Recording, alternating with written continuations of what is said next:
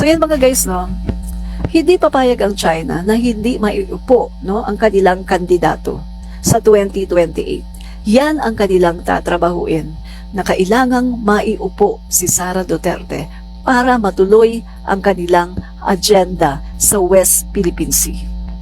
Mga kaibigan, patuloy na aangkinin ng China, no, ang mga isla natin sa West Philippine Sea. At ngayon, sa panahon ni PBBM, hindi nila kaya, mga kaibigan.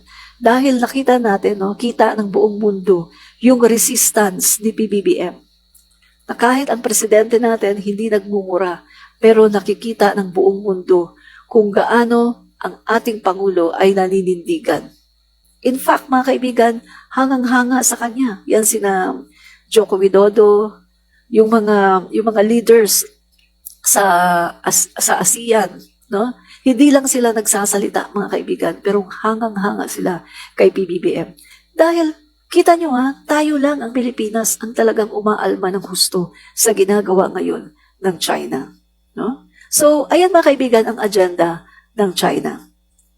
By hook or by crook, pauupuin nila ang kanilang tuta sa 2028, si Sara Duterte, para matuloy yung kanilang mga maiitim na balak dyan sa West Philippine Sea. No? Kasi ngayon wala na nadidismaya si Xi Jinping.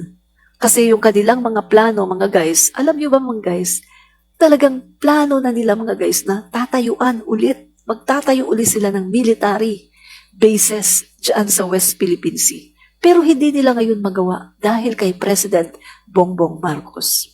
Kasi ang presidente natin, matalino yan mga guys, no?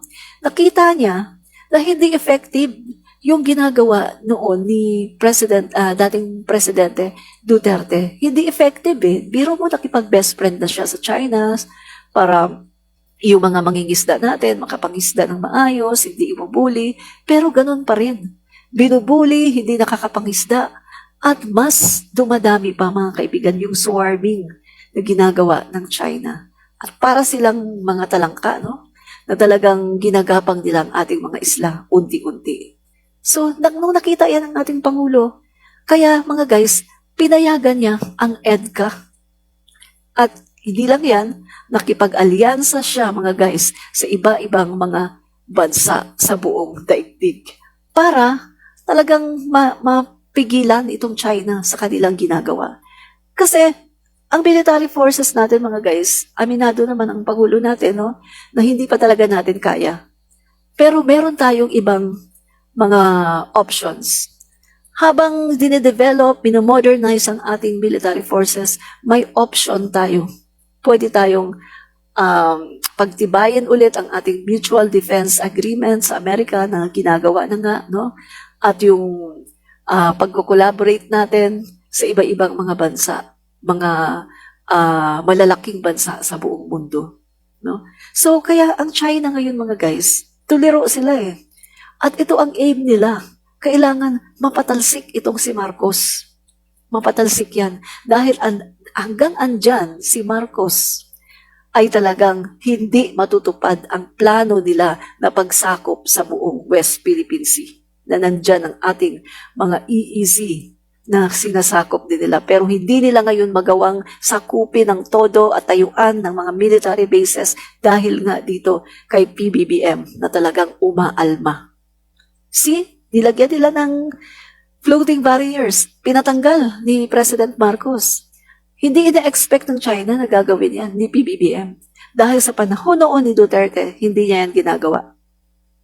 Mga kaibigan, hindi lang pala isang beses na naglagay ang China dyan ng mga floating barriers. Maraming beses sa panahon ni Duterte. Kapag maraming nangingisda ng mga Pilipino, nilalagyan pala yan ng floating barriers. Hindi lang inilalabas sa media. Then kapag wala na yung mga Filipino, kapag hindi na sila nangingisda, tinatanggal na naman ng China. Ganun pala mga kaibigan ang nangyayari dyan sa West Philippine Sea. Pero hindi natin alam. Kasi nga, si Duterte, si RRD, hindi niya yan pinapalabas. Hindi niya pinapayagan ang media na sumama sa mga resupply mission. Samantala ngayon sa panahon ni PBBM, kapag merong mga resupply mission, kasama palagi ang mainstream media para mag-cover, mag-video kung ano yung mga ginagawa ng China, and then ikalat yan sa buong mundo. No? So, ganun. Kaya maganda ngayon mga guys, hindi makaporma ang China. Kasi nalalaman ng buong mundo yung ginagawa nila na pambubuli sa Pilipinas at sa West Philippine Sea. At marami tayong nakukuha ng mga simpatya sa iba-ibang panig ng daigdig. Yan ang dahilan kung bakit target ngayon ng China. No? Pinupondohan nila ito mga guys. No? Pinupondohan nila itong destabilization plot na ito para matanggal talaga si PBBM. At para maiupo nila ang kanilang tuta, si BP Sara Duterte, ang tuta ng China. So mga guys, basahin ko sa inyo yung masabihin nyo, nagpa-fake news ako Guys, Admin ang reach. pinapakalat na balita ng mga taong gusto lang talaga Israel. Comentarista. Nakita naman natin na ang kanilang mga pinapakalat ay walang katotohanan. Paano pa man karami ng mga taong sa iyo ay nagagalit, ang talaga naman ikaw ay hinihiba. Pero, galingan mo lang.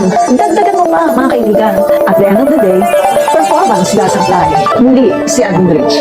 Fight fake news, expose the truth. Fight fake news and expose the truth. Fight fake news and expose the truth. Fight fake news, expose the truth. Fight